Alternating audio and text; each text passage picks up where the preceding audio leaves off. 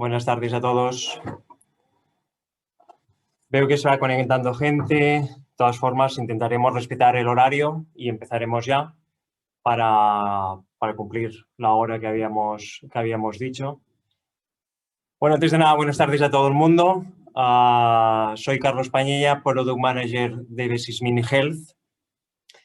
En Besismin tenemos un propósito claro: ayudar a reducir las infecciones, a salvar vidas y mejorar la calidad de estas. En la línea de nuestro propósito y en el entorno actual, hoy iniciamos una serie de seminarios web con el objetivo de compartir el conocimiento.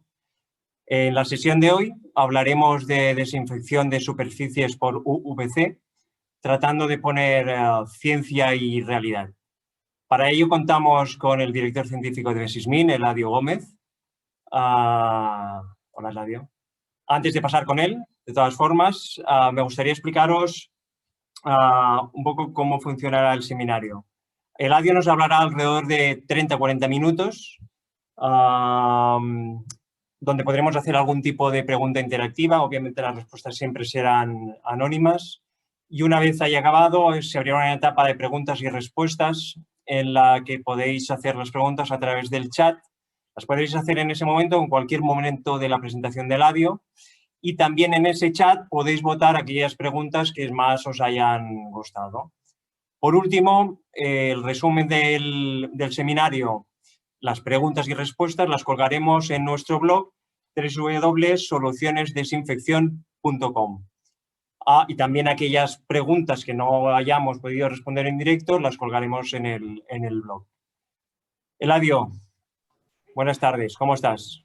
Hola, buenas tardes, Carlos. Pues nada, dispuesto a empezar y con ganas de empezar para poder acabar y para poder oír lo que dicen el resto de los participantes. Bien, somos ya cerca de 100 personas. Hay previsto que se conecten 200. Creemos que este tema está generando mucho interés. De hecho, Besismin lleva ya años trabajando la desinfección no touch y más recientemente la desinfección por UVC. Pero sí que es cierto que en la situación actual, en la situación de pandemia que hemos vivido, que estamos viviendo, se ha generado mucho ruido mediático acerca de estas tecnologías. ¿A qué crees que es debido? La verdad es que nunca van a faltar pescadores dispuestos a pescar en un río revuelto. Y el río de la prevención y control de las infecciones nunca ha estado, lógicamente, tan revuelto como está ahora. Si a eso unimos que estamos hablando de una tecnología, la tecnología de desinfección por ultravioleta C, que tiene una cierta aura futurista, que reviste componentes muy visuales, es muy fácil atribuirle propiedades mágicas que desde luego no tiene y, como veremos hoy, no es tan distinta de otros métodos de desinfección terminal no touch. Y de hecho, eso es lo que nos llevó precisamente a escoger este tema como el primero de esta serie de seminarios web, intentar apartar este componente mágico de la opinión pública y compartida. Y hablando de compartir, comienzo a compartir ya mi pantalla, si os parece bien.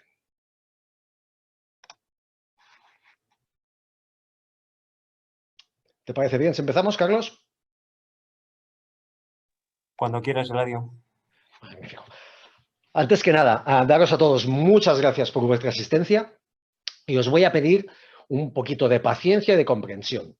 ¿Por qué paciencia y comprensión? Porque pretendo sacaros un poquito del área de confort que supone nuestro vocabulario y nuestros conceptos biomédicos diarios para poner una patita dentro de la física de radiaciones. Nada, va a ser una cosa muy, muy moderada. Simplemente voy a apelar un poquito a recuerdos de nuestra enseñanza media y quizás de los primeros cursos de enseñanza universitaria. Va a ser extraordinariamente fácil, pero no son conceptos de los que hablemos todos los días, pero posiblemente nos tendremos que acostumbrar a hablar a partir de ahora. Desde luego, hay un conflicto de intereses, ya sabéis quiénes somos. Ahora bien, también es cierto que nos conocéis lo bastante como para saber que hoy no vamos a hablar de marcas, no vamos a hablar de modelos, vamos a hablar de procedimientos y vamos a hablar de estrategias. Y antes que nada, estrategias. ¿Por qué una desinfección terminal? ¿Qué necesidad tenemos de una desinfección terminal? Pues lo cierto es que todos hemos leído estas revisiones y nos hemos quedado bastante pasmados a ver la perdurabilidad que en el medio ambiente del entorno del paciente tienen los patógenos de interés nosocomial. Una perdurabilidad, además, que a veces resulta difícil de explicar y de transmitir, porque en algunos casos hablamos de una duración viable de solo unas horas y en otras ocasiones de meses. ¿Cómo es posible esa variabilidad? A día de hoy sabemos y cada vez tenemos más claro que en nuestros entornos hospitalarios la formación de biofilms maduros y de biofilms multiespecíficos tienen una enorme importancia. No me dejéis meterme mucho en ese campo porque me apasiona y entonces haríamos solo seminarios sobre ese tema y de hecho lo propongo para otro siguiente.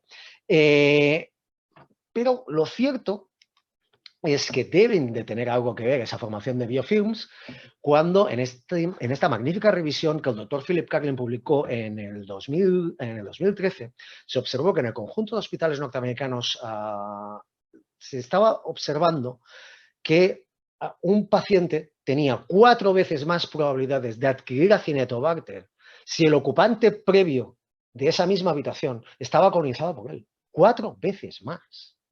Eso no puede ser ajeno al hecho de que Acinetobacter es un conocido pionero en la formación de biofilms ambientales.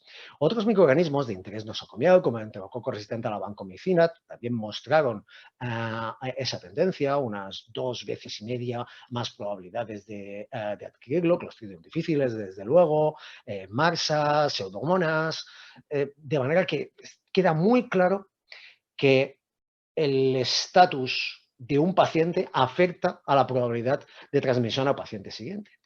Y eso no sería un gran problema si pudiéramos asegurar una buena limpieza y desinfección terminal de ese espacio. Pero lo cierto es que en el mismo trabajo del doctor Carlin, lo que se observó es que a duras penas una tercera parte de los procedimientos de limpieza podían considerarse como efectivos. Estas observaciones se realizaron mediante el marcaje con fluorescencia de las superficies. Y lo cierto es que 2/3 partes de los marcajes con fluorescencia seguían después del procedimiento de limpieza. Y aún peor, la diferencia no era mucha entre si esa diferencia era considerada, entre si esa desinfección era considerada una desinfección, una higiene diaria o bien una higiene terminal a la salida del paciente. Claro, eso nos deja aquí un inmenso vacío, un inmenso gap de eficacia de nuestra acción de higiene, que la cuestión es cómo lo rellenamos. Y cuando digo rellenar este gap, quiero decir rellenar este gap, jamás sustituir, y en esto voy a ser muy insistente, jamás sustituir estas acciones previas de limpieza y desinfección. La limpieza y la desinfección por acción directa se van a tener que mantener, las vamos a promover tanto como sea posible, vamos a insistir, vamos a dar todas las herramientas, pero siempre nos va a quedar este gap, este vacío de cara a una desinfección, si es posible, más efectiva entre pacientes. Aquí es en donde entra el conjunto de los sistemas de desinfección no-touch, es decir, sistemas de desinfección que no requieren el contacto directo con las superficies a desinfectar y que, por tanto, no tienen una acción mecánica y que, por tanto, no componen una limpieza en sí mismos. Eso es extraordinariamente importante. Como ya os digo, insistiré. Sabemos todos que no se puede desinfectar sin una limpieza previa y ninguno de estos sistemas puede limpiar. No voy a entrar a discutir este cuadro, es simplemente a modo de recordatorio. Los que nos pidáis la presentación lo tendréis a vuestra disposición. Vamos a ver estas tecnologías de una en una. Comenzando por lo más modesto, los sistemas de nebulización en descarga total, que son propios de desinfectantes no oxidativos. Necesariamente tienen que ser desinfectantes no oxidativos. Si veis esta foto, aquí hay unas cuantas gotículas que son perfectamente visibles, lo que quiere decir que deben de tener como mínimo unas 50 micras de diámetro. Eso no sería posible con un desinfectante oxidativo, porque gotículas de ese tamaño podrían generar pequeñas humectaciones y, por tanto, corrosiones. De manera que hablamos de nebulización en forma de gotículas, de formulaciones no oxidativas, típicamente combinaciones de amonios cuaternarios con otros biocidas, en función de la intención de este tipo de productos. Son válvulas de descarga total. No deja de ser un spray no dirigido con una válvula de bloqueo que no necesitan de ningún tipo de maquinaria ni de sistema de nebulización adyacente. ¿Qué tienen a favor? Bueno, es obvio. El uso es extraordinariamente simple, no hay dependencia de ningún tipo de equipo automático y, por tanto, su uso extensivo e incluso simultáneo en varias áreas a la vez es extraordinariamente fácil. Como que además estas formulaciones pueden ser inocuas, depende exactamente de la formulación de cada fabricante, eso permite su uso en salas sin sellar y unos tiempos de espera después de su uso razonables dada la baja toxicidad de estos productos. Básicamente, estos productos son extraordinariamente usables. Ahora bien, como todos los sistemas de desinfección, tiene sus inconvenientes. Dado que estamos utilizando formulaciones no oxidativas, es del todo imposible que haya una eficacia de rango total. Estos productos, independientemente de la dosis, no van a llegar a ser nunca productos expolicidas. Además de eso, como ya hemos dicho, es una nebulización no automatizada ni programable, de manera que eso impone claras limitaciones al alcance y a la dosificación del producto. Esa dosificación, esa distribución pueden ser entonces irregulares, un poquito random.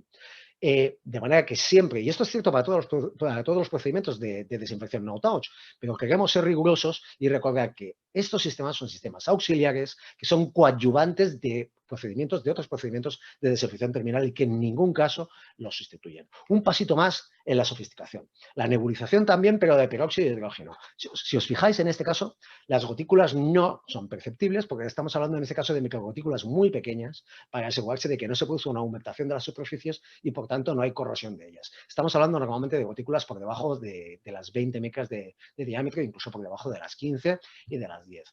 Normalmente es eso, es una nebulización de una solución de ácido peracético, una especie de niebla, perdón, de ácido peracético, de peróxido de hidrógeno, que sí es cierto que a veces puede estar mezclada con ácido peracético, de ahí mi error, y en algunas ocasiones incluso con sales de plata, depende del tipo de uso.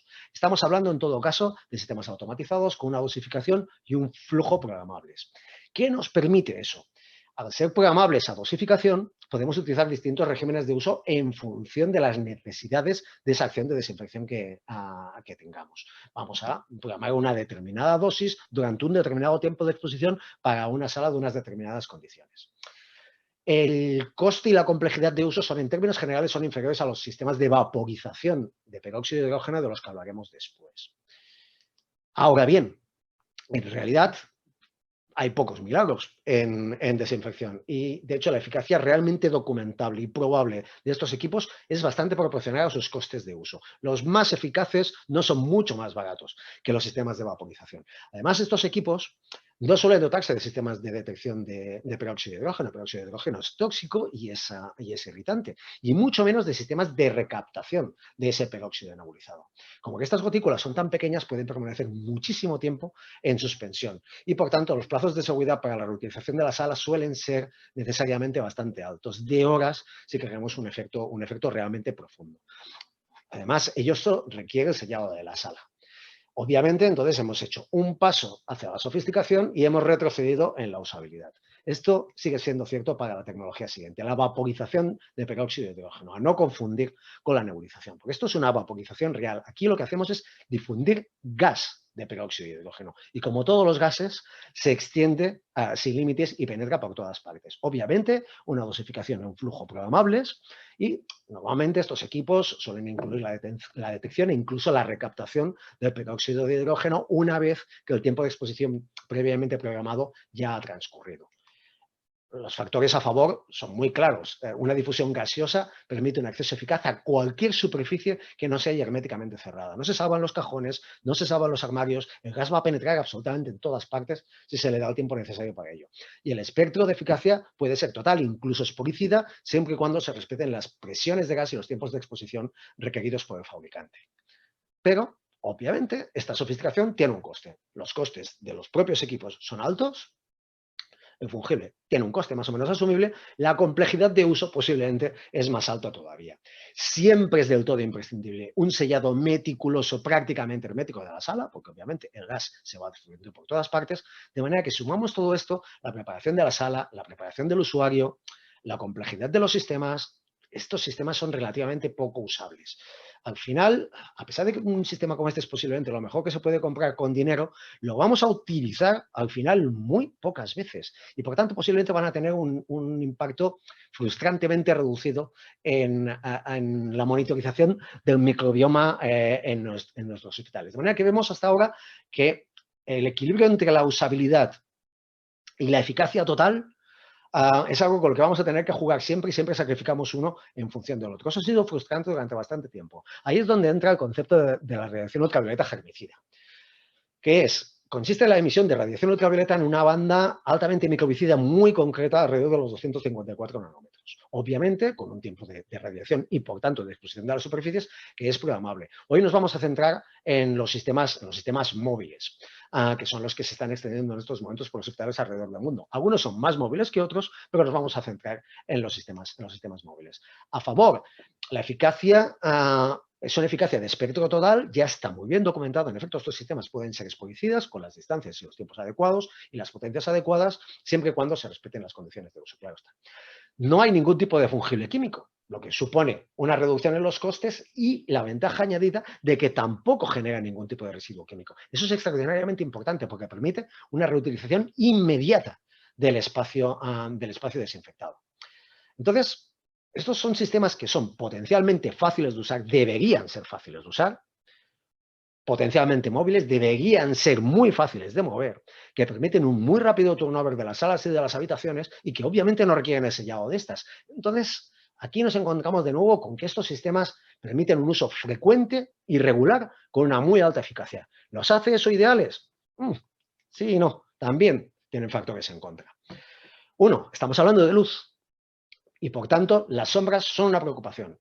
Obviamente, el sistema no va a ser eficaz en aquellos lugares en donde arroje sombra. Es necesario siempre que haya una línea directa de radiación y, como veremos después, tan perpendicular como sea posible entre la zona de emisión y la zona de recepción de la radiación. Y los sistemas que estén bien diseñados, con una eficacia demostrada y que sean seguros para el usuario, necesariamente van a tener que estar dotados con una serie de subsistemas que contribuyan a un coste inicial considerable. Antes de seguir, las limitaciones de todos los sistemas no-touch, no solo del ultravioleta C. En su reciente guía de uso de desinfectantes en el ámbito sanitario de la Sociedad Española de Medicina Preventiva, nos advierten de dos cuestiones. Una, en efecto, tanto la emisión de ultravioleta C como vapor de peróxido de hidrógeno son dos sistemas de desinfección no-touch al mayor nivel de eficacia comprobada y documentada. Y eso está muy bien.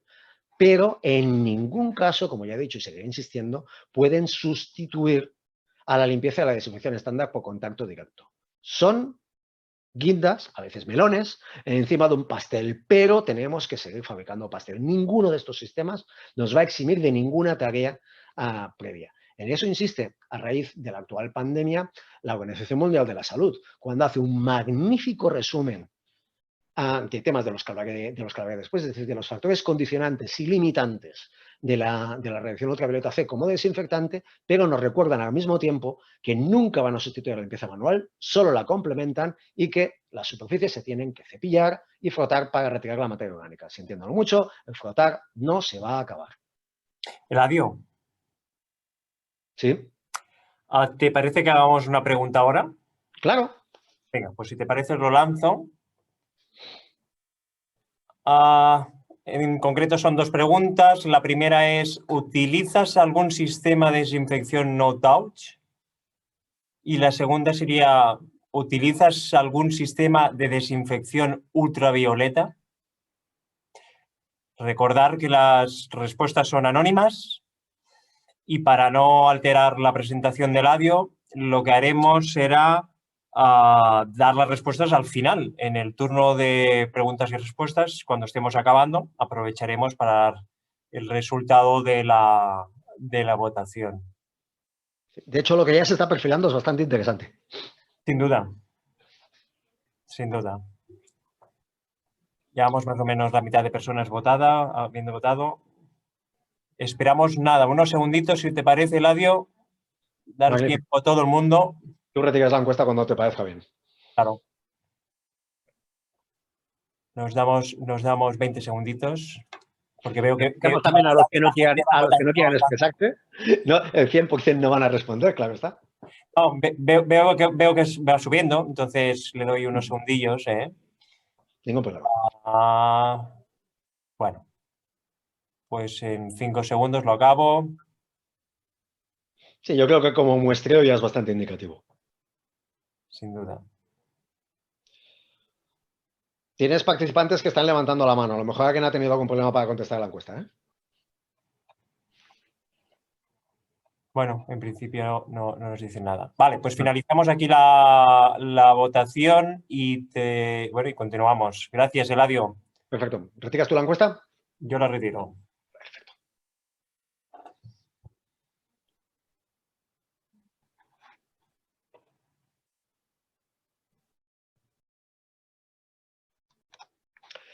Bien, continúo pues. Disculpad un momento, pero es que al final he tenido que retirarla yo de mi pantalla y entonces mi presentación, cuando hago eso, se bloquea. Os pido disculpas. Gajes del directo.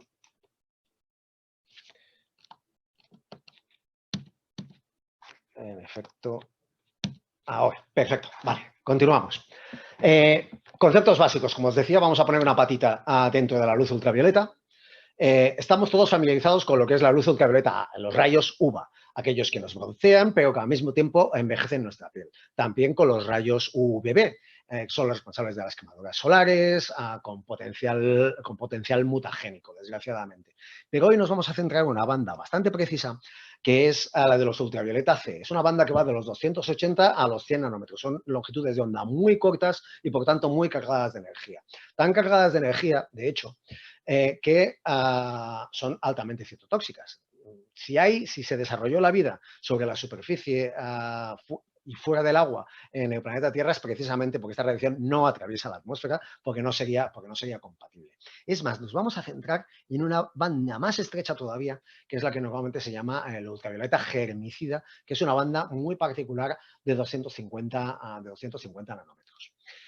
Hay varios tipos de sistemas que han ido apareciendo a lo largo de la historia capaces de generar este tipo de radiación. Típicamente tubos de descarga de alta intensidad, de presión media, de presión alta, que son lámparas de vapor de mercurio, otros tubos de vapor de mercurio de baja presión, muy difícilmente distinguibles de los fluorescentes que todos tenemos en casa y en el trabajo, lámparas de xenón, que no emiten exactamente un UVC, sino una banda más amplia que comprende también el UVC, y hay incluso LEDs de UVC. En general, solo 2 de estos sistemas son habitualmente empleados en dispositivos médicos. Vamos a centrarnos particularmente en los tubos de vapor de mercurio de baja presión. Ahora explico por qué nos vamos a centrar particularmente en ellos.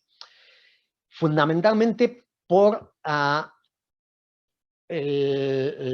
feliz casualidad de que la banda determinada como de mayor eficacia germicida contra la mayor parte de microorganismos, Escherichia coli, pero no solo Escherichia coli. Los primeros estudios se realizaron con Escherichia coli, Staphylococcus también, bacteriófagos MS2, y más o menos la banda coincide bastante, es la banda más altamente mutagénica de la radiación ultravioleta. Coincide muy felizmente con la banda extraordinariamente estrecha de emisión a 254 nanómetros, que es característica de las lámparas de mercurio de baja presión. Lo que quiere decir que en una banda tan estrecha nosotros podemos tener un muy amplio efecto germicida con una manera no solo eficaz, sino además eficiente, con un máximo aprovechamiento de la energía. ¿Y cómo actúa esa energía? Por lo que sabemos hasta ahora, el principal mecanismo es la formación de dímeros de timina en el caso del ADN, de dímeros de uracilo en el caso del ARN viral, últimamente tan popular o tan impopular, y se han descrito incluso hidroxilaciones y roturas totales de cadena simple. En todo caso, todo agentes físicos incompatibles con la replicación y con la duplicación de los microorganismos y que, por tanto, inactivan su potencial infeccioso. ¿Y cómo se comparan el resto de las radiaciones?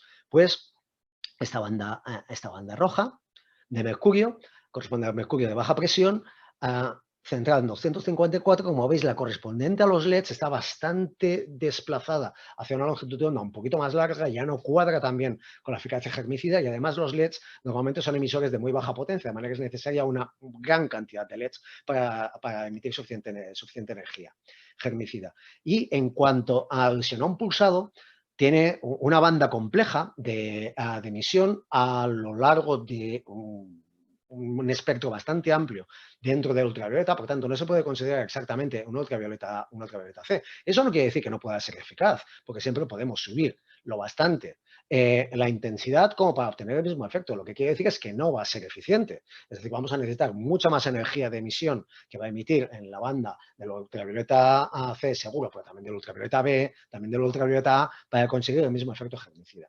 De hecho, cuando revisamos la bibliografía, vemos que en condiciones similares los equipos de xenón pulsado tienden, no diría a comportarse peor, sino a comportarse de una manera distinta a los de vapor de mercurio de baja presión. Normalmente necesitamos o distancias más cortas y o tiempos más largos de exposición. Después veremos algo más de eso.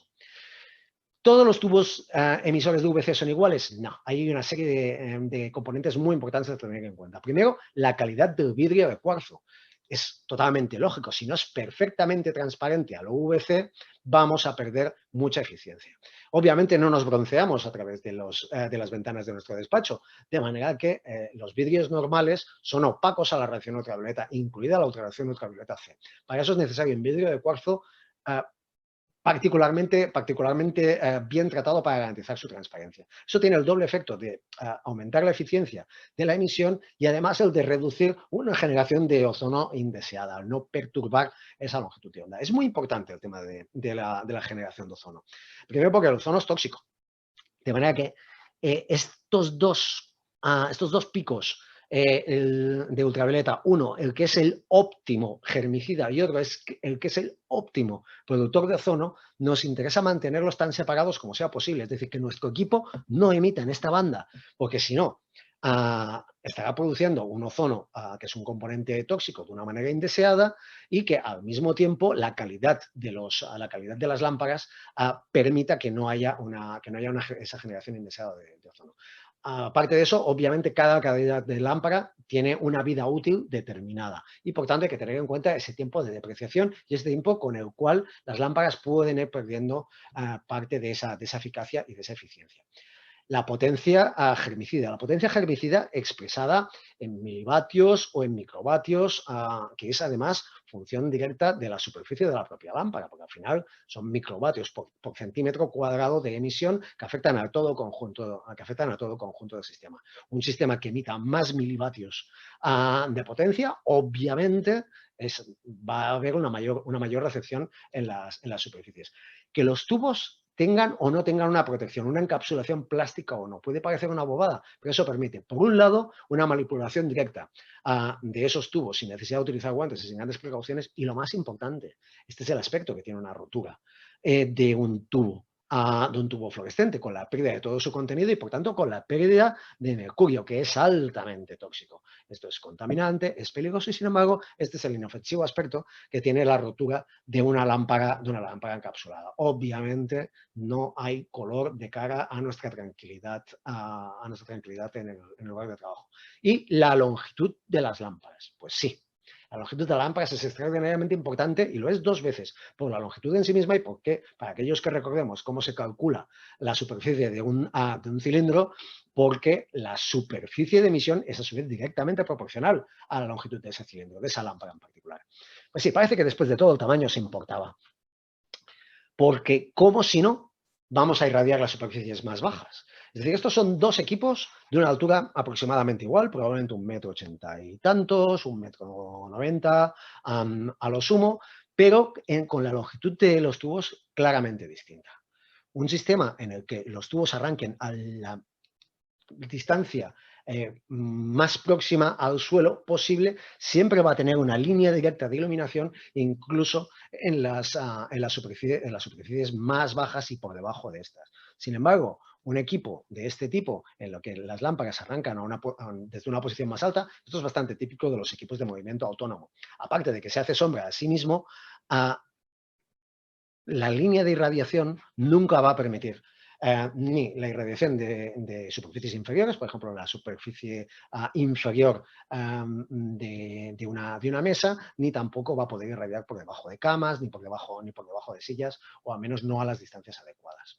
Otro factor, hasta ahora muy ignorado, la perpendicularidad de la radiación respecto de las superficies. No olvidemos que es luz y que por tanto la luz se refleja. y que la manera de asegurarnos dentro de lo posible que se refleje un mínimo de luz es que haya un máximo de haces de luz que incidan perpendicularmente en la superficie. Eso para dos equipos de una altura similar es bastante fácil a una altura de 90 centímetros, es bastante fácil a una altura de 180 centímetros, pero las circunstancias a una altura de, pongamos, 30 centímetros desde el suelo son radicalmente distintas. Este equipo no puede generar un haz de luz que impacte perpendicularmente sobre la superficie. Hemos estado últimamente haciendo, y nos quedan todavía, muchas pruebas de dosimetría que hacer, y nos estamos dando cuenta de que la perpendicularidad de la incidencia de la radiación es mucho más importante de lo que habíamos sospechado al principio. A todo esto, como ya he dicho, la radiación UVC es mutagénica, es citotóxica, no es inocua. Hasta tal punto que el Ministerio de Sanidad, en función de un montón de campañas de publicidad muy poco honesta que estaban teniendo lugar, ha tenido que emitir un comunicado en ese sentido, en el que advierte que las radiaciones de ultravioleta C no se pueden aplicar en presencia de personas. Punto. No negociable. Y por tanto, esta imagen que muchos hemos visto en reportajes televisivos, en publicidad en la red, de equipos portátiles para desinfectar la ropa en las tiendas, simplemente esto no puede ser. Ni mucho menos sin uso de guantes, ni mucho menos sin uso de gafas protectoras y de una protección total. Es necesario siempre los equipos de protección adecuados y es mucho mejor todavía que los equipos de protección formen parte del propio diseño del sistema. Y para eso hablaremos un poquito más tarde de los requisitos de seguridad necesarios. Jamás estos equipos se pueden recomendar para uso doméstico ni para un uso no profesional. Eso debe de quedar extraordinariamente claro. Obviamente no se pueden utilizar nunca como antisépticos, nunca para desinfectar la piel. Queman y queman mucho. Queman mucho y queman piel y queman ojos. Y en función de eso, en España ha nacido recientemente una especificación UNE 0068 que nos informa sobre los principales aspectos relacionados con el uso seguro y la no superación de los límites de exposición. Vamos a entrar un poquito, de una manera muy somera, en esa UNE 0068. ¿Qué nos dice? Lo que ya habíamos dicho, nunca puede haber personas en el interior de una habitación durante la irradiación mediante ultravioleta C. No negociable, punto, no. Y todo lo demás en el fondo son derivadas. Por tanto, un sistema móvil debe de contar con un temporizador de conexión y desconexión, sea un sistema de mando a distancia, sea a través de un display, no importa demasiado, pero en todo caso debemos de ser capaces de programar el momento en que se va a conectar y el momento en que se va a desconectar para asegurarse de que nunca hay un operario dentro de esa sala. Y al mismo tiempo debe de contar con detectores de presencia, es decir, con sensores de movimiento que garanticen que no hay una presencia accidental indeseada. Alguien abre la puerta y entra, el equipo se tiene que interrumpir automáticamente. Volvemos al campo de la física. La dosis lo es todo en desinfección. Lo es en una desinfección física, como es esta, lo es en una desinfección química, simplemente la expresamos con unidades distintas. La dosis en radiación la expresamos en función de milijulios por centímetro cuadrado en la superficie de recepción. Y esos milijulios son, a su vez, el resultado de multiplicar los milivatios de emisión del sistema por los segundos del tiempo de emisión. De manera que ya tenemos ahí un factor absolutamente crítico, que es, como siempre, el tiempo de exposición, que es perfectamente análogo al tiempo de exposición de un agente desinfectante químico por inmersión o por impregnación de superficies. Así pues, la dosis germicida, es decir, aquello que realmente neutraliza al microorganismo, es proporcionar la energía total emitida, que a su vez depende, como ya hemos visto, del tipo y de la calidad de los tubos. No todos los tubos van a tener la misma calidad y cantidad de emisión. Sus dimensiones, porque eso afecta a la superficie total del tubo, ya de manera independiente a las zonas de proyección de sombra o a la perpendicularidad de la incidencia. Y el número de tubos. Estos tres valores pueden jugar entre ellos. Es decir, yo puedo utilizar un tipo de tubos más de menor calidad o un poquito más pequeños, pero entonces voy a tener que aumentar el número de tubos. O al revés, puedo disminuir en el diseño, puedo disminuir tanto como quiera el número de tubos si la calidad y las dimensiones de estos tubos compensan ese factor. Esto también es obvio y común a cualquier sistema de desinfección, es proporcional al tiempo de exposición. Pero lo último no es tan obvio, no es tan intuitivo. Es inversamente proporcional al cuadrado de la distancia, no a la distancia. Esto es lo que se llama la regla cuadrática en emisiones. Y os recuerdo simplemente que esto podéis experimentarlo con el haz de una linterna y a un paso, 2 pasos, 3 pasos de una pared. Cada vez que dupliquéis la distancia que os separa de la pared, se estará duplicando el radio del haz, de ese halo de luz que proyectamos sobre la pared. Pero como que el área total en realidad es función del cuadrado del radio, lo que estaremos haciendo es, si doblamos la distancia, estaremos cuadruplicando el área total del halo y, por tanto, dividiendo entre 4 la dosis recibida por centímetro cuadrado. Y si damos un tercer paso atrás, estaremos multiplicando por 9 la superficie y, por tanto, dividiendo entre 9 la intensidad que recibe la superficie. Esto es muy importante tenerlo en cuenta. También es extraordinariamente importante tener en cuenta la preparación de la sala. Lo siento, por muy automático que sea un sistema, el factor humano es absolutamente crucial. Y como todos los sistemas de desinfección, no hay eficacia sin una buena planificación y sin una buena implementación. Vamos a poner algunos ejemplos. Por ejemplo, típicamente una habitación. En un box de UCI podría ser ligeramente distinto, porque a lo mejor esta cama podría estar más separada, podríamos tener mucho equipamiento aquí, entonces a lo mejor la disposición de las lámparas sería distinta. Pero en este caso muy típico, una habitación. ¿Qué es lo primero que hacemos? Colocamos el dispositivo a los pies de la cama hacia una de las esquinas inferiores de la cama. Obviamente retiramos toda la ropa de la cama para exponer el colchón. La ropa, los textiles se lavan, las superficies inertes plásticas se desinfectan.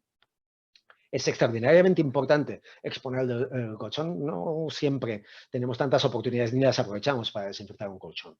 Levantamos las barandas de la cama para exponerlas también en toda la superficie posible a la radiación, abrimos las puertas de los armarios, abrimos los cajones. Es muy importante este patrón en escalonado de los cajones, porque esto permite que un máximo de haces de luz penetre dentro de cada cajón sin que ninguno haga sombra o haga el mínimo de sombra al siguiente.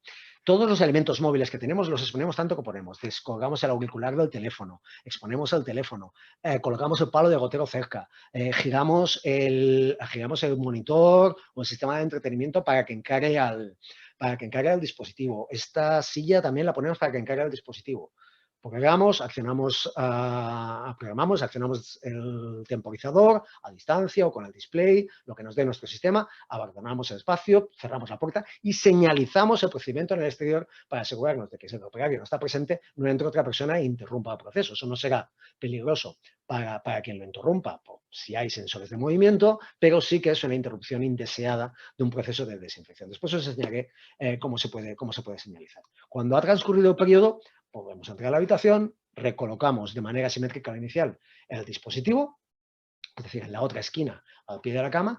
Todos los elementos móviles que sea posible los reexponemos por la otra cara. Este teléfono yo lo giraría, palo de gotero lo giraría, este monitor también lo giraría y lo pondría de espaldas, y lo mismo haría con la silla. Y, lo más importante, giramos el colchón, que también tiene una cara B que merece ser desinfectada, y simplemente repetimos el proceso.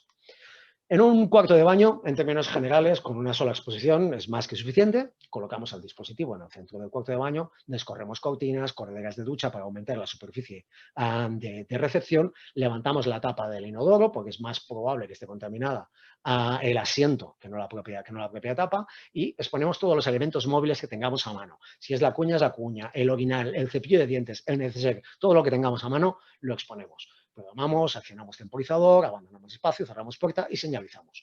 En el sistema que nosotros comercializamos, el sistema de señalización es exactamente el mismo que la carcasa, que el sistema de doble valva que contiene el sistema para su transporte y para su almacenamiento. De la misma manera que protege el sistema, nos sirve para señalizar en la puerta de acceso que hay un procedimiento de desinfección en el interior. Esto se ha mostrado particularmente útil, no solo porque es fácil de ver, sino porque además estorba mucho al paso, y que estorba al paso es enormemente útil en estos casos. Un quirófano es un poquito más complicado, porque cada quirófano va a tener un equipamiento, unas dimensiones y una disposición geométrica distinta. De manera que, como siempre, la implementación es absolutamente fundamental y no podemos improvisar. Tenemos que tener previstas cuáles van a ser las posiciones del dispositivo en función de las dimensiones y del equipamiento de cada quirófano. Vamos obviamente a retirar del espacio cualquier elemento fungible que pueda tapar una superficie. Si hay una talla la quitaremos, si hay materiales fungibles los retiraremos, dejaremos el espacio tan desnudo como sea posible. Todos los elementos móviles que puedan ser movilizados los reposicionaremos para optimizar la exposición de las superficies, es decir, las superficies de contacto o de contaminación más fácil intentaremos encargarlas tanto como sea posible hacia el dispositivo. Programamos, presionamos, salimos, cerramos, señalizamos y repetimos este mismo procedimiento para cada una de las posiciones que hayamos predeterminado para el dispositivo. Y entre tanto reposicionaremos los elementos de tal manera que nos garanticemos una exposición de cada uno de los elementos móviles desde cada una de las caras y que todas las superficies susceptibles de contacto y por tanto de contaminación han sido debidamente irradiadas. Llegados a este punto, lo que muchos estaréis pensando es, bueno, pero si yo tengo un sistema dotado de movimiento autónomo, lo que ahora llaman robots, a veces bien llamado, a veces mal llamado, ¿me puedo ahorrar esos desplazamientos? Bueno, sobre el papel sí, pero lo cierto es que este tipo de sistemas tienen algunas limitaciones muy claras a día de hoy, que es que no les han crecido manos y no les han crecido brazos, y por tanto se les da muy mal moverse entre una planta y otra, lo de llamar al ascensor, esperar, hacer cola, decidir a qué piso van, lo llevan tirando a mal. Abrir una puerta para entrar en un box, en una habitación, en un quirófano, es algo que tampoco pueden hacer por sí solos. De hecho, sus sensores de movimiento normalmente no les van a permitir hacerlo. Mucho menos van a ser capaces de cerrar la puerta atrás de sí, algo que sabemos que es imprescindible. No son capaces de señalizar su presencia y la actividad que están teniendo lugar dentro, de manera que un sistema que entra de manera autónoma en una habitación facilita mucho que haya una entrada accidental de otra persona y obviamente el proceso será interrumpido. Y además, hasta que tenga manos, no puede preparar los elementos de la sala, que ya hemos visto la enorme importancia que tiene, y no puede apartar obstáculos. He escogido con un poquito de mala leche esta imagen, porque aparte de lo muy bobo que no es retirar la ropa de la cama, es que simplemente con que una de estas sillas o esta mesa estuviera un pelín mal colocada y un poco girada, interferiría con los sensores de posición de este sistema y ese ciclo de desinfección ya no sería posible. De manera que, desgraciadamente, hasta que todo eso ocurra, la presencia del operario humano es del todo ineludible. No me malinterpretéis. Habrá un espacio para sistemas robotizados, pero no son los que actualmente están en el mercado y creo que la robotización, y creo que la autonomía de movimiento va a ir por otras vías. Va a ir por otras vías, pero bueno, eso está todavía por ver y es bastante y será bastante interesante. De hecho, esto en realidad no es más que una fusión de dos tecnologías que tienen poco que ver. Una es la ultravioleta C y la otra son los sistemas de movimiento autónomo que se utilizan en logística, se utilizan en todos los almacenes. Pero no olvidemos que esos sistemas están diseñados para trabajar en presencia humana, en espacios abiertos, sin puertas, a nivel y que además no emiten ultravioleta. Sin tener en cuenta los costes que esta robotización supone, estos sistemas necesariamente sacrifican la longitud de los tubos, no lo olvidéis. Y no olvidéis la importancia que eso tiene. Sea como fuere, la evidencia es que Estados Unidos, que es el país que se ha mostrado pionero en la extensión de este tipo de sistemas, hasta donde yo controlo a día de hoy no hay ninguno de los sistemas líderes en los hospitales norteamericanos que esté dotado de movimiento autónomo. Y están presentes en el mercado. Normas, regulaciones. Ostras, ¿qué herramientas tenemos para escoger el sistema de una manera objetiva? Claro está, es una tecnología tan reciente que todavía no hay regulaciones y normas aparte de la especificación UNE 0068 que ya he dicho antes. Pero hay algunas cuestiones de sentido común. Tal y como ya hemos visto, tanto la Sociedad Española de Medicina Preventiva como la OMS afirman que se trata de tecnologías de uso médico. Por tanto, puede que no podamos exigir todavía un marcado CE que sería de clase 1. Pero, hombre, sí que sería deseable que el fabricante tenga una ISO 13485 que le permita fabricar dispositivos médicos, porque entonces estará pensando en ese entorno de trabajo, tendrá las características de ese entorno de trabajo y tendrá esa auditoría de calidad y podrá conceder ese marcado CE de clase 1. Y créanme, eso es perfectamente posible. En Estados Unidos ya hay disponible una norma de eficacia específica, que es la ASTM E3135. Y es magnífica, está muy bien diseñada, tiene un problema, que es que no comprende una batería de microorganismos subrogados estandarizada. Eso es bastante americano. El resultado final es que, a pesar de que esta norma está disponible, al final cada fabricante en Estados Unidos acaba reivindicando eficacias contra microorganismos y contra cepas de microorganismos distintas. Y no siempre es fácil comparar entonces de manera objetiva la eficacia de distintos sistemas. En la Unión Europea todavía no tenemos una norma de eficacia. No me consta que se esté redactando en estos momentos, pero sí que hay una cosa que tenemos, que es una magnífica estandarización de las cepas de referencias subrogadas en desinfección de superficies. De manera que lo que falta en Estados Unidos aquí sí que lo tenemos bastante fácil. Podríamos comparar fácilmente de una manera eficaz, de manera que yo creo que todo se andará y que dentro de poco podremos tener resultados que nos permitan una comparación objetiva entre sistemas distintos. Pero lo que todo el mundo estaba esperando, bueno, Eladio, pero esto ¿hasta qué punto funciona? ¿Esto me puede resolver parte de mis problemas de transmisión de infecciones en el hospital? Como muchos de vosotros recordaréis, porque participasteis en nuestras últimas jornadas científicas celebradas en Madrid, precisamente el líder de este grupo, el doctor David Anderson, nos expuso magníficamente, desde luego, mucho mejor que el torpe resumen que yo voy a hacer ahora, el diseño y las conclusiones del estudio BETR en Estados Unidos. Un magnífico estudio multicéntrico que implicó a 9 hospitales norteamericanos con un total de seguimiento de más de 30.000 pacientes, de entre los cuales se pudo obtener el total de los datos de seguimiento de casi 17.000 para lo que los hizo elegibles para el tratamiento estadístico de los datos. ¿Y qué nos dijo ese estudio? Que lo que intentaba era ver cuál era el impacto de complementar con radiación UVC dos métodos de desinfección. Uno, considerado método de referencia, que es limpieza y desinfección con productos derivados de amónidos cuaternarios en los casos, en el conjunto de casos de potencial contaminación por microorganismos multiresistentes, y con lejía en el caso de Clostridium difficile, con aquellos casos en los que se utilizaba lejía para todo el conjunto de las habitaciones de estos pacientes. Pues las conclusiones fueron, primero, la adición de este tratamiento de ultravioleta C a la desinfección terminal de las habitaciones redujo significativamente la adquisición de bacterias multiresistentes por parte de los pacientes. Y no menos interesante, la mejor combinación de eficacia fue la de complementar con UVC la desinfección convencional, básicamente basada en amonios cuaternarios. Los grupos de lejía, aparte de que obviamente en todos los casos con los Clostridium difficile no se notaban las diferencias porque en todos los casos se utilizaba lejía, parece que de alguna manera la desinfección con lejía y la radiación ultravioleta C se mostraron un tanto redundantes. Yo imagino que un poco por el carácter oxidativo de ambas, y quizás también en buena parte porque los productos basados en amonios cuaternarios suelen ser muy buenos limpiadores. Y por tanto quizás era una buena idea complementar una limpieza mejorada con una desinfección mejorada. Tiene sentido. Eladio, ¿Sí? te quedan, vamos un poco pasados. Perdón. 9 minutos para las 6, simplemente recordártelo para... Por favor. Me he excedido, tienes toda la razón del mundo. Bueno, acelero un poco.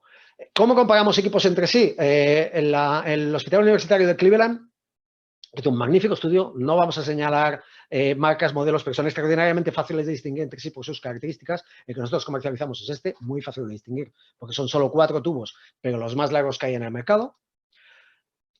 Son estos que corresponden a estas columnas blancas de aquí.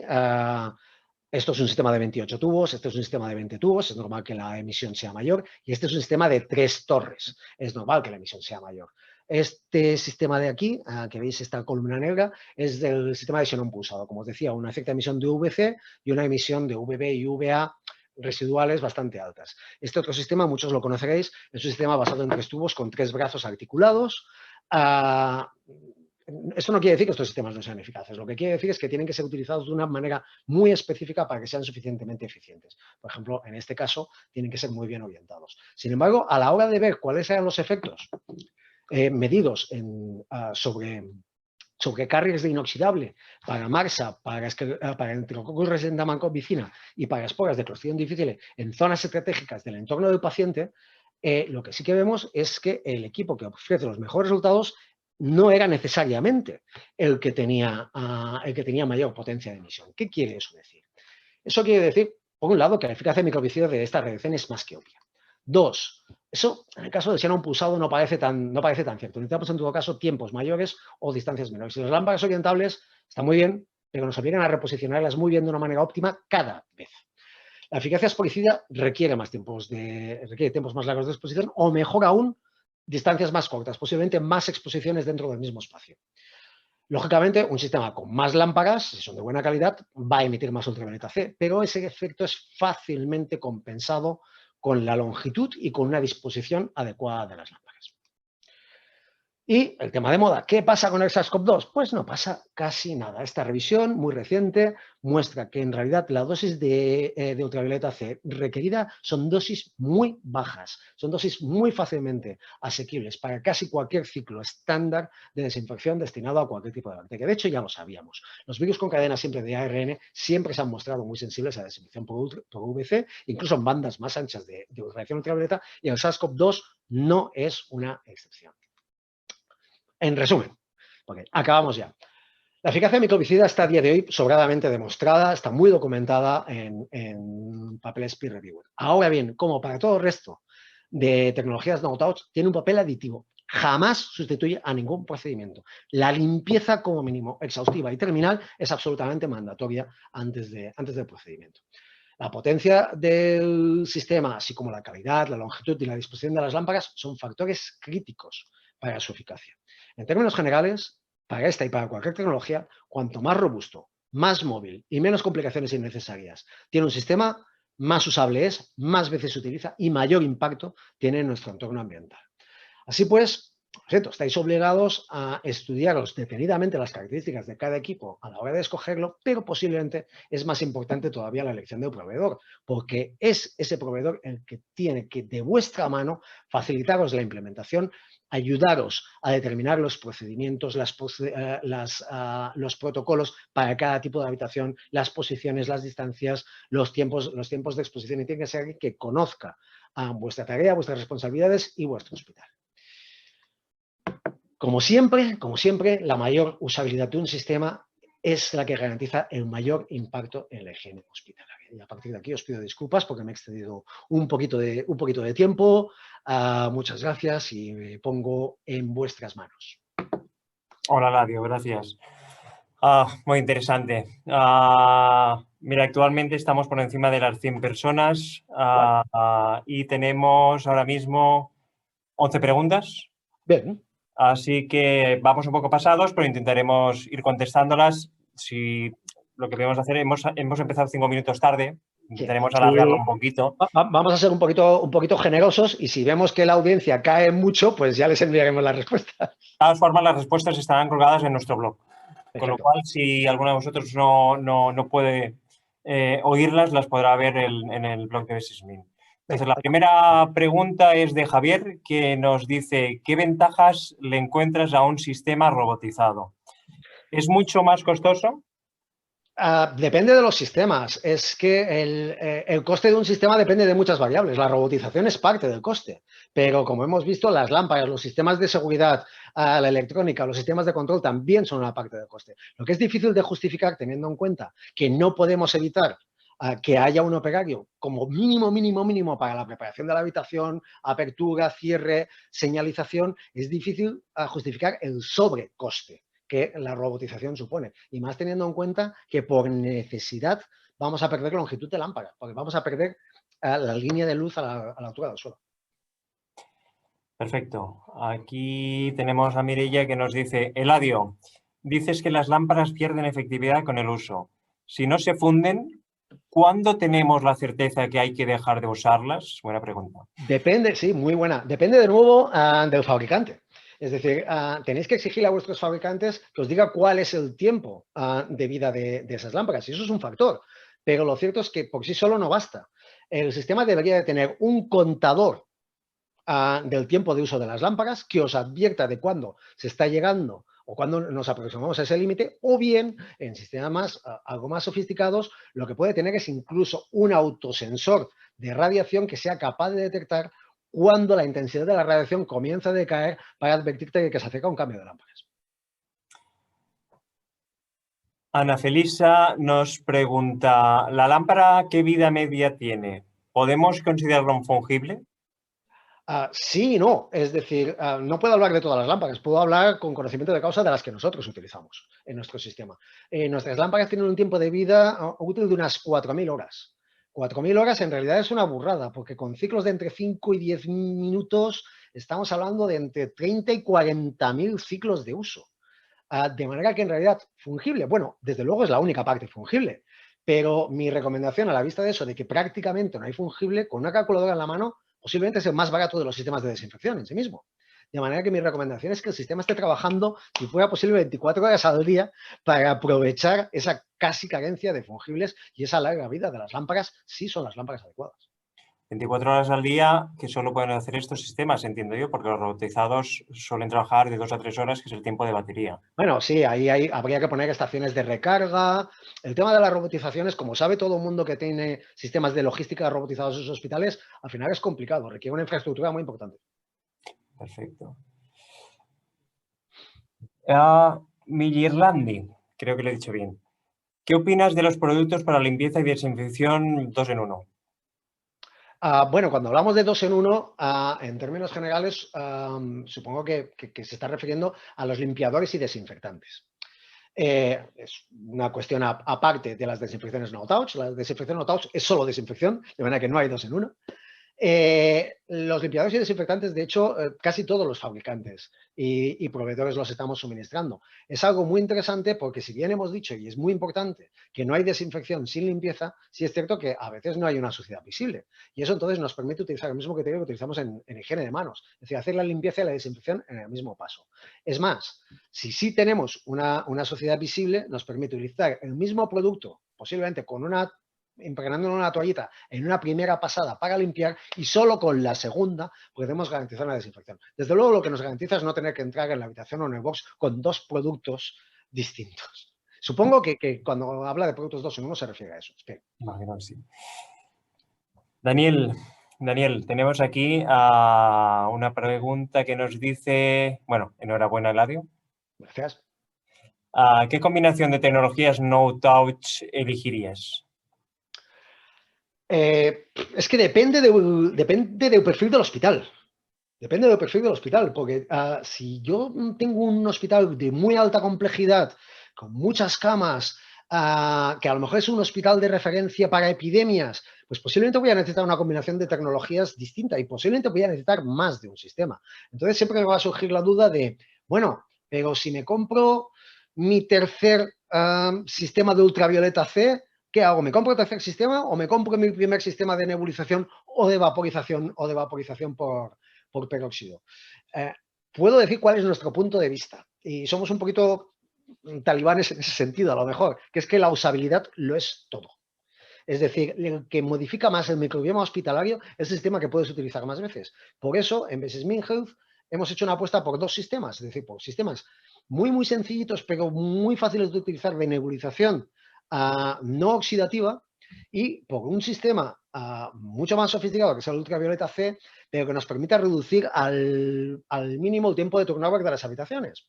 Porque yo adoro los sistemas de vaporización de peróxido de hidrógeno, pero es que al final no los voy a usar tantas veces a lo largo de una semana, de manera que el impacto en mi hospital, salvo en determinadas circunstancias, va a ser más limitado. Y los sistemas de nebulización de peróxido, al no tener recaptación, si los quiero utilizar a la plena potencia que podrían permitir, son tiempos de reutilización de las habitaciones que en muchas circunstancias no nos podemos permitir. Perfecto. Pero no hay una respuesta única.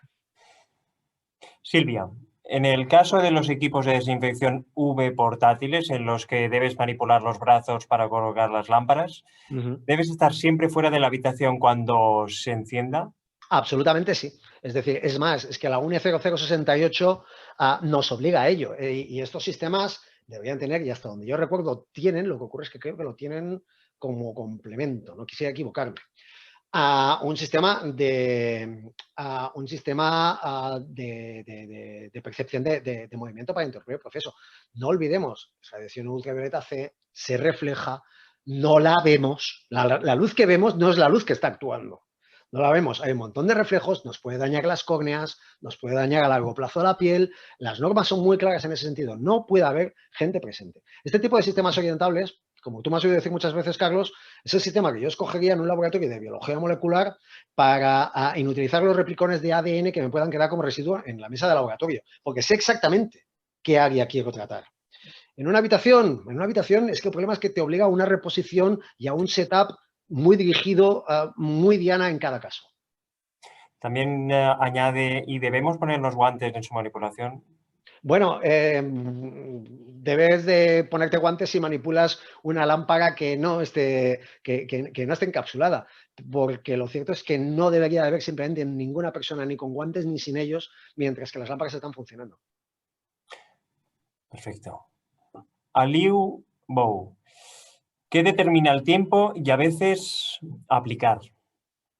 Es decir, el tiempo a aplicar, es decir, ¿cuál es el factor que determina el tiempo de aplicación? Entiendo yo. El fabricante os debe de informar de eso en función de los resultados medidos en laboratorio independiente de eficacia que haya obtenido. Es decir, debe de daros información sobre cuáles son las distancias y los tiempos en los que ha sido testado y, por tanto, es el fabricante o el proveedor el que es el responsable de guiaros en esas recomendaciones. Pero es que es más complejo que eso. Son las distancias, absolutamente críticas, doblemente críticas, si me apuras, los tiempos, obviamente, pero también la disposición, el protocolo, la preparación de las habitaciones. Es que todos estos factores son extraordinariamente importantes. Pero si os dais cuenta, esta es una tendencia que ya mantenemos desde hace años. Cada vez es más importante que los proveedores de sistemas de desinfección nos transformemos en vuestros partners. Tenemos que trabajar con vosotros y dentro de vuestros hospitales. Sintiéndolo mucho, esto no es el tipo de dispositivo que es recomendable comprar por Amazon o por una referencia sin que tengas un teléfono al que llamar, un correo al que escribir en cualquier momento para resolverte una duda o para ayudarte a determinar un protocolo. Actualmente tenemos 17 preguntas. Pasamos 5 minutos, que en realidad serían los 5 minutos que hemos demorado. Como veo que la gente va preguntando, vamos a alargar unos minutos, si te parece. De todas formas, todas aquellas preguntas que no podamos responder en directo, las colgaremos al blog. Todavía tenemos 94 participantes, de manera que no les hemos aburrido mucho. Entonces, Laura nos pregunta, si la máquina entra y sale de las potencialmente salas infectadas, ¿hay que limpiar y desinfectar las ruedas o parte de la máquina que no se irradia con la luz UV? Claro que sí, pero eso exactamente igual que es aplicable al dispositivo de ultravioleta C, también es aplicable al carro de limpieza, es aplicable al carro de curas, es aplicable a todos los dispositivos móviles. Claro, absolutamente. Se puede contaminar. En principio, la máquina no va a entrar en contacto con las superficies de contacto. La mayor parte de la máquina no tiene mucho problema, pero en efecto las ruedas sí que entran en contacto con el suelo. Todo cae, tarde o temprano. De manera que, en efecto, el polvo del suelo puede ser, y sobre todo para aquellos microorganismos que tienen más persistencia ambiental, no te digo ya, en el caso, por ejemplo, de un aislamiento por Clostridium difficile. Puede que estemos moviendo las esporas por todo el hospital, de manera que, desde luego, inmediatamente a la salida, y de hecho nosotros solemos tener la manía de colgar un paquete de toallitas para uso permanente con el equipo y lo encuentro extraordinariamente recomendable. Es decir, tenéis siempre el elemento de limpieza. Os recuerdo de todas formas que este concepto, que es muy importante, es extensible a todo. La última toallita que utilizamos de un cubo de toallitas deberíamos de utilizarla para limpiar la superficie del cubo, que para eso lo hemos llevado a una área potencialmente contaminada y por eso ha estado manipulado allí y posiblemente contaminado. Que ponga desinfectante en el etiquetado no quiere decir que el continente esté desinfectado. Tenemos que adquirir el hábito de que exactamente los elementos que utilizamos para descontaminar corren siempre el riesgo de ser los más contaminados. Ana Felisa nos pregunta, en un quirófano estándar, ¿cuánto tiempo llevaría desinfectarlo? A ver, tampoco sé hasta qué punto existe el quirófano estándar, porque he visto de muchos tipos, pero la mayor parte, el esquema que hemos enseñado de 3 posiciones, Lo más habitual. es el más habitual para quirófanos de tamaño medio. Si el quirófano es un poquito más grande, tiene un equipamiento más complejo, a lo mejor 4 posiciones. Teniendo en cuenta que la mayor parte de los ciclos estándar que nosotros recomendamos y la mayor parte de los fabricantes se mueven alrededor de los 5 minutos, entonces estamos hablando de unos 15 minutos de tiempo de radiación, que entre preparación y reposicionamiento se pueden ir a 20 y tantos minutos, no más de media hora. María Montserrat nos pregunta, ¿cuánto tiempo es necesario para la desinfección por UV de una habitación doble estándar? Muchas gracias. Una habitación doble estándar nos llevaría a hacer como mínimo 3 exposiciones. Es decir, porque una estaría entre las 2 camas y las otras 2 típicamente en los 2 extremos de la parte inferior de ambas camas. En general, las distancias en este tipo de habitaciones, a no ser que sean suites hospitalarias, que también existen, suelen ser reducidas, de manera que no necesitamos más que esas 3 exposiciones. En condiciones estándar y si no necesitamos una desinfección esporicida, los sistemas buenos que hay en el mercado, con ciclos de 5 minutos, debería ser bastante, 5, que a veces son 6, porque como ya sabes, a veces las lámparas tienen una cierta inercia de arrancado y les damos un minuto extra de cortesía. Estamos hablando, pues de nuevo, como en el quirófano, entre preparación, estamos hablando de 15 a 20 minutos de radiación, que con la preparación no debería exceder tampoco la media hora. José Antonio nos pregunta, con frecuencia en UCIs, la separación de los boxes individuales está realizado con cerramiento cristalado. ¿La radiación UVC puede atravesar dichos cristales y afectar a los posibles pacientes que están ocupando los boxes colindantes? Absolutamente no. Absolutamente no. Por el mismo motivo por el cual no nos bronceamos a través de la ventana del despacho. El ultravioleta, y mucho menos el ultravioleta C, que es una longitud de onda particularmente corta, no atraviesa el vidrio convencional. Y estoy seguro de que no utilizáis vidrio de cuarzo en ese hospital. De todas formas, como que la gente ve luz, y lo que está viendo la gente en realidad es la luz residual, no está viendo el ultravioleta C.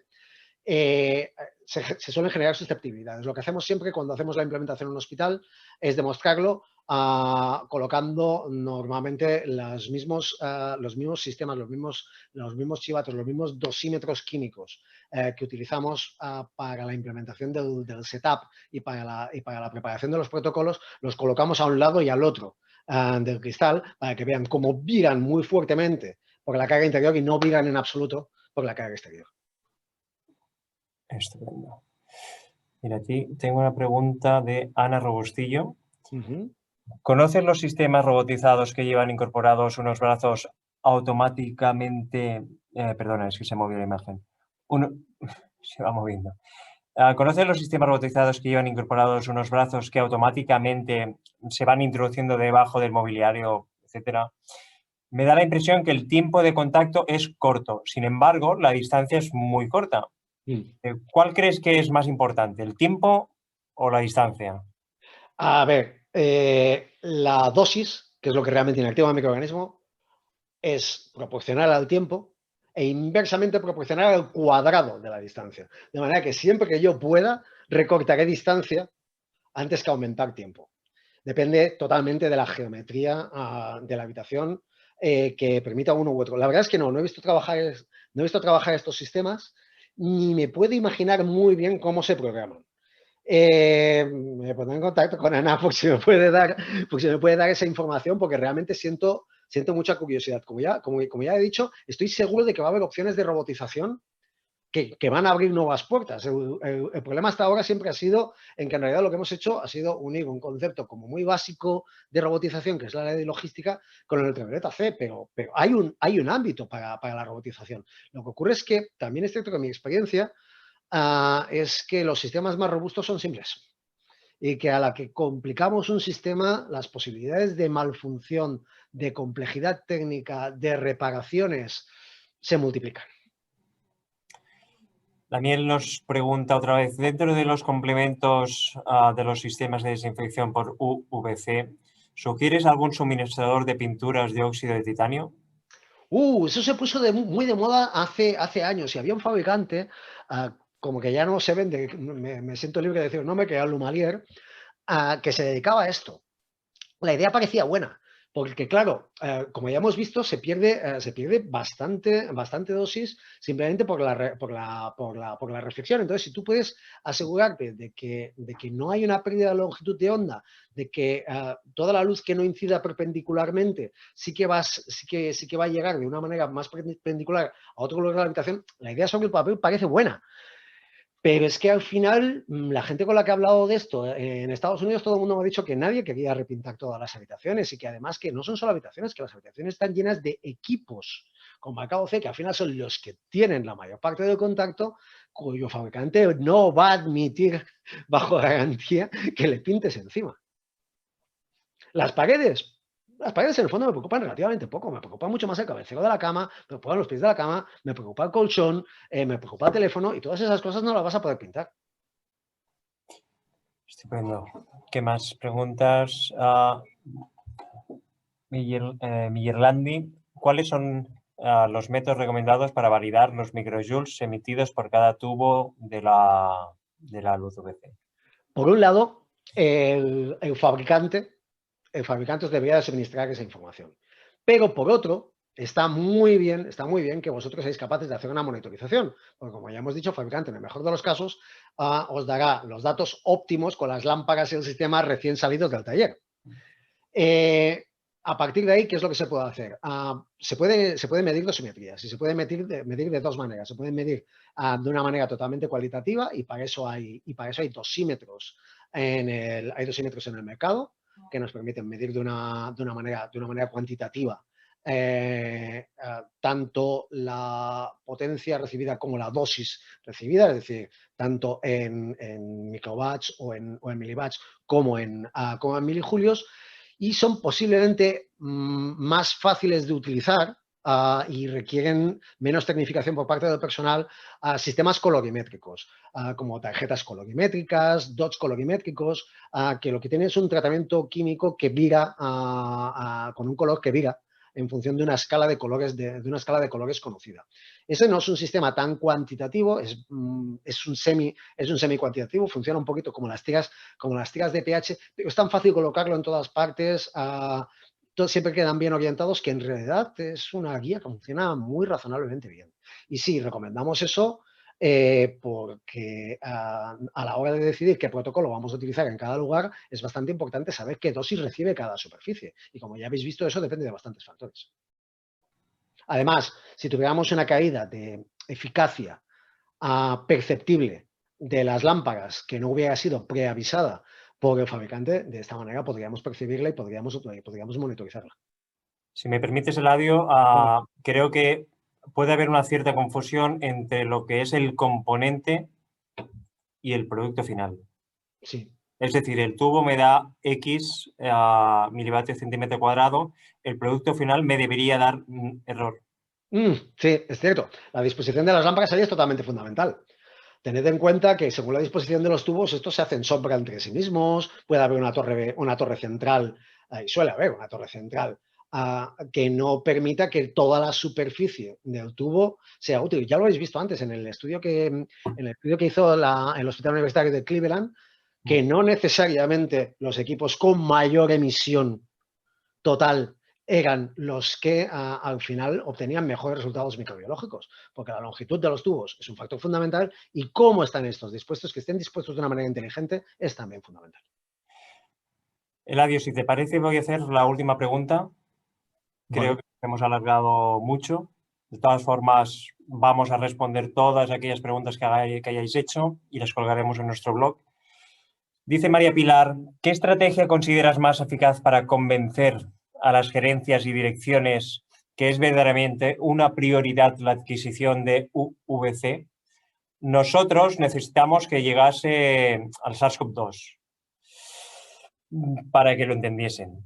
Bueno, es ayuda. Como ya habéis podido ver, en realidad, SARS-CoV-2 es muy fácil de inactivar. Con UVC y con casi cualquiera de los métodos de desinfección que habéis tenido siempre al alcance. Ahora bien, si puedes utilizar SARS-CoV-2, ahora que no nos oye nadie, como excusa para acelerar la adquisición de un sistema de ultravioleta C, que lo que sí que realmente te permitirá es mejorar mucho la desinfección terminal de aquellas habitaciones previamente ocupadas por pacientes colonizados por multiresistentes, no voy a ser yo el que te diga que no deberías de aprovechar esa oportunidad.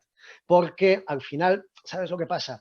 Que hay un montón de gente a la que le encanta la noticia en prensa y la foto junto con el sistema, que ya te digo que tiene un aspecto muy, muy futurista. Pero al final creo que todos los que estamos aquí tenemos muy claro que el objetivo final, en el fondo, los multiresistentes nos han ido de vacaciones y desgraciadamente van a seguir causando destrozos en nuestros hospitales y eso es bastante más complicado de resolver que la contaminación de superficies por SARS-CoV-2. SARS-CoV-2, vale, magnífico, porque no hacía falta complicarse mucho la vida para eso. Lo que sí que os recomiendo, y esa pauta me la dio a una investigadora del CDC en Estados Unidos, es que tengáis presente, a la hora de que vuestro proyecto sea creíble, tener bien afianzados 3 puntos, 3 patas. Una parece obvia. Tengo disponible el presupuesto. Vale, perfecto. Esos son solo nombres, eso es fácil. 2, tengo a alguien que se va a responsabilizar de la gestión de ese equipo. Es decir, que va a decidir y que va a dirigir cómo se utiliza, cuándo se utiliza, dónde se utiliza y la escaleta de usos diaria y el equipo a tal hora está en este lugar porque se ha ido este paciente y antes de que entre el siguiente vamos a realizar este protocolo o se va a realizar este protocolo en aquel quirófano. Y 3, el operario que lo va a manejar. Es decir, sin esos 3 puntos bien afianzados, el proyecto se tambalea y puede que tu gerente lo note. Gracias, se nos ha acabado el tiempo y me gustaría, precisamente María Pilar te hace un comentario, creo que es justo decirlo, que enhorabuena por tu exposición. Gracias. Vale. Dicen que ellos en su experiencia en su hospital es muy buena. Y solamente... Cuanto más se use, como todos los métodos de desinfección, y eso lo aprendimos de hace años con la higiene de manos, cuanto más se use, mejor es el resultado. Lo que no queremos es que se quede en un almacén. Eso es horrible.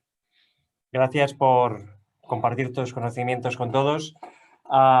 Realmente creo que ha sido muy interesante. Estoy seguro que has contribuido a poner, iba a decir luz, pero diré ciencia, a poner un poco de ciencia y tecnología y seguro que este tipo de conceptos van a sonar mucho en el futuro porque creemos que tienen precisamente un gran futuro.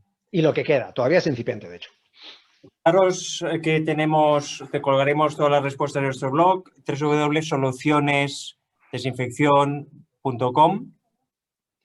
Gracias a todo el mundo por haberse asistido. Ha sido un placer y nos vemos en el próximo webinar.